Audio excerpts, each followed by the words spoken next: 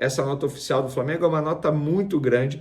Ontem a gente trouxe uma informação do site UOL dizendo que a dívida do Flamengo aumentou e o Flamengo hoje emitiu um comunicado enorme, repito, desmentindo as informações do UOL, dando uma amenizada, na verdade, dizendo que o problema não é tão sério assim.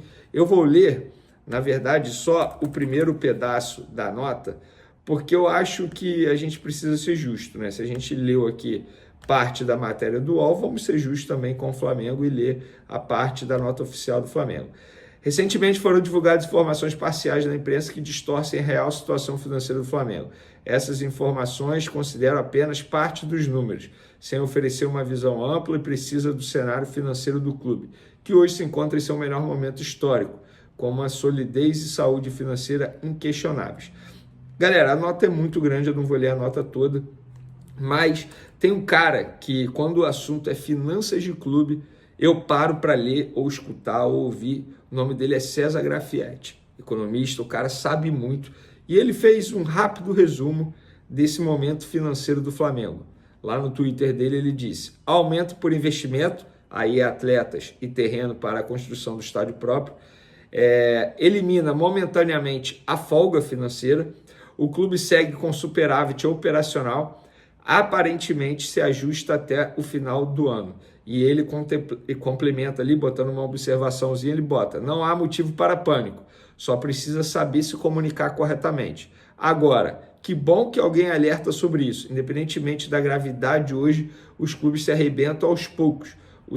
O torcedor estar atento é fundamental para evitar riscos. E eu concordo com ele. Eu acho que hoje, por exemplo, sempre que eu converso sobre Flamengo com alguém, eu sempre falo assim: o Flamengo não tem chances de voltar a um passado terrível, financeiramente falando, aquele passado que o presidente vem a público e diz: acabou o dinheiro. Isso não vai acontecer. Primeiro, a torcida não vai permitir isso. A torcida fica muito em cima. Segundo, os conselheiros não vão permitir isso, porque tudo tem que ser aprovado no conselho deliberativo. E independentemente de quem esteja mandando na gestão, quem seja o presidente, os conselheiros, eles são muito pró-Flamengo. Não tem isso, porque eu apoio tal presidente, então vou aprovar algo que tenha um risco muito grande para a saúde financeira do Flamengo. Não, isso não vai acontecer. Então, acho que para esse passado horrível aí, o Flamengo não volta.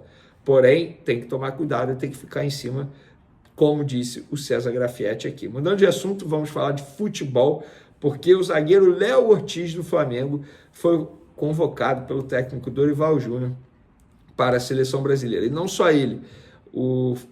A CBF comunicou o seguinte nesse sábado: o zagueiro Léo Ortiz do Flamengo e o atacante Gabriel Martinelli do Arsenal foram convocados nesse sábado para a seleção brasileira, que enfrenta a Venezuela na quinta-feira, dia 14, em Maturim, e contra o Uruguai no dia 19, em Salvador, pelas eliminatórias para a Copa do Mundo de 2026. Eles foram chamados para substituir Rodrigo e Éder Militão, ambos do Real Madrid. Os dois atletas se lesionaram na partida do clube na manhã desse sábado pelo Campeonato Espanhol e por isso não poderão integrar a delegação da Amarelinha neste mês. Inclusive, a situação do Militão preocupa demais, cara. Ele vai ter que passar por cirurgia, não é algo simples, muito pelo contrário, melhoras para ele, e agora o Léo Ortiz entra na vaga dele.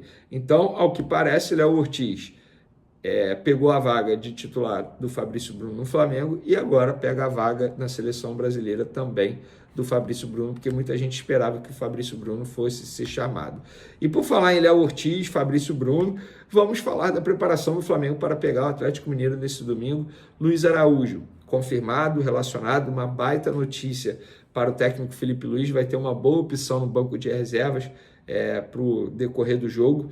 Ele não vai ser titular, já adianto isso para vocês. Ainda bem, né? Porque está desde setembro, são quase 2 meses aí sem jogar, e o Luiz Araújo pelo menos retorna antes do previsto até. Então, parabéns ao atleta pela recuperação rápida, parabéns ao departamento médico do Flamengo, aos atletas envolvidos, fisioterapeutas, enfim, todo mundo que esteve envolvido na recuperação desse jogador que estava jogando muita bola antes de se lesionar, era titular absoluto.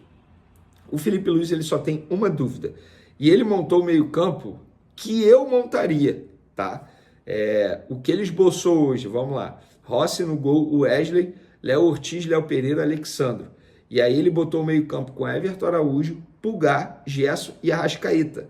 Era o meio-campo que eu escalaria, eu falei isso aqui para vocês no vídeo de ontem. Inclusive lá no SBT Sport Rio também disse isso. E no ataque ele tem uma dúvida, Bruno Henrique ou Michael ao lado do Gabigol. O Bruno Henrique sai na frente por conta da estatura dele, a bola aérea, ele é muito bom na bola aérea.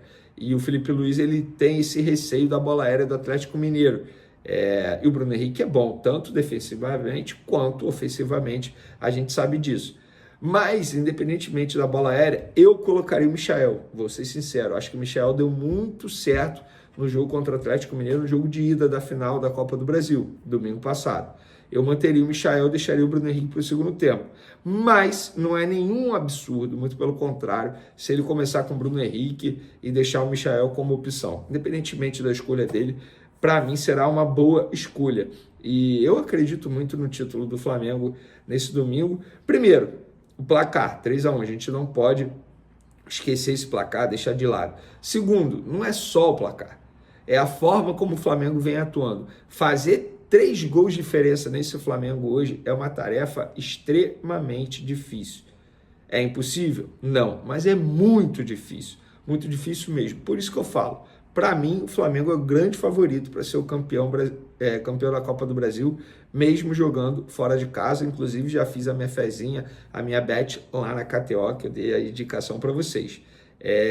Resta saber qual será o placar. Eu acho até que o Flamengo nem deve tomar gol nesse jogo, pelo menos é a minha opinião, tá?